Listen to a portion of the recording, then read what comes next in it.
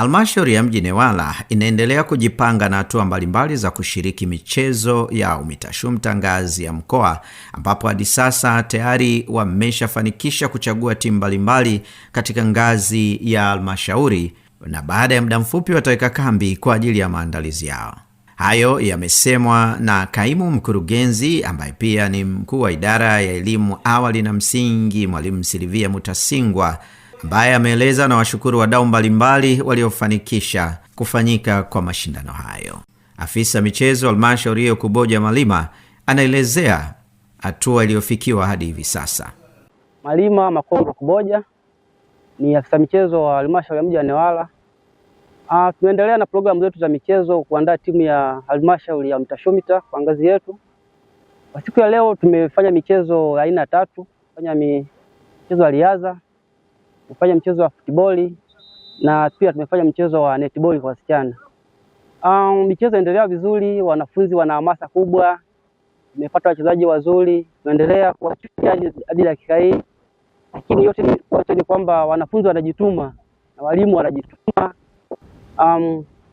Tunaendelea kutafuta vipaji vipya sababu tuna wanafunzi wengi, mfano kwenye riadha watoto wengi wanakimbia, wanaonesha jitihada.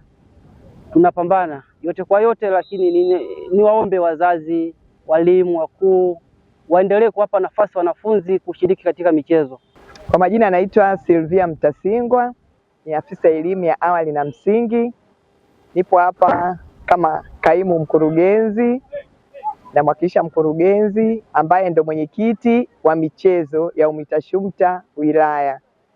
Wanafunzi wetu kwa leo tumefikia hatua ya kuchagua timu ya halmashauri ambayo sasa watakaa kambi kwa muda wa siku chache kama siku 4-5 kwa ajili ya kutengeneza timu sasa ambayo itaenda sasa kushindana na halmashauri zingine. Kama halmashauri tumejiandaa kwa mambo mbalimbali kuiwezesha timu yetu kupata ushindi watakapoenda mkoani. Mfano, tumehusisha wadau mbalimbali katika kutuchangia, kutupa vifaa mbalimbali ambavyo vitahusika katika watoto wetu kushiriki, mfano jezi, mfano mipira, maji na vitu mbalimbali kama hivyo ambavyo wanafunzi wetu vitawasaidia katika kushiriki michezo. Lakini kwa nguvu tu kwa halmashauri haiwezi bila kuwahusisha wadau, ndio maana tutahusisha wadau katika hivyo. Lakini shuleni sasa, kwa shule ambayo watakaa kambi, shule ya msingi Karume, walimu wa shule ya msingi Karume na walimu wengine shule jirani watahusika katika kuwafundisha wanafunzi. Sio kwamba tunasema wanafunzi wanacheza tu, ni michezo na taaluma. Wanafunzi wataendelea kusoma na wataendelea kucheza. Jina langu ni Faraji Hamisi, ni mkuu wa kitengo cha michezo, tamaduni na sanaa halmashauri ya Mji Newala. Tuko hapa viwanjani kwa ajili ya kutengeneza timu ya halmashauri ambayo tayari sasa hivi tuko kwenye hatua ya mwisho kufanya selection ya wanafunzi, na matarajio yetu ni kwamba baada ya shule kufunguliwa kwa maana mwezi wa 4 mwanzoni, timu itakayokuwa imepatikana hapa itaingia rasmi kambini, na kambi yetu tunafanya hapa shule ya msingi Karume. Kwa hiyo watoto watakaa kambi hapa kwa michezo yote, kwa maana ball games, football, handball, volleyball na michezo mingine yote, riadha, lakini fani za ndani zitakuwepo hapa kwa ajili ya kujiandaa na mashindano ya mkoa. Kwa maana timu itakayokuwa imekaa kambini tutaondoka kuelekea mkoani kwa ajili ya kwenda kushindana.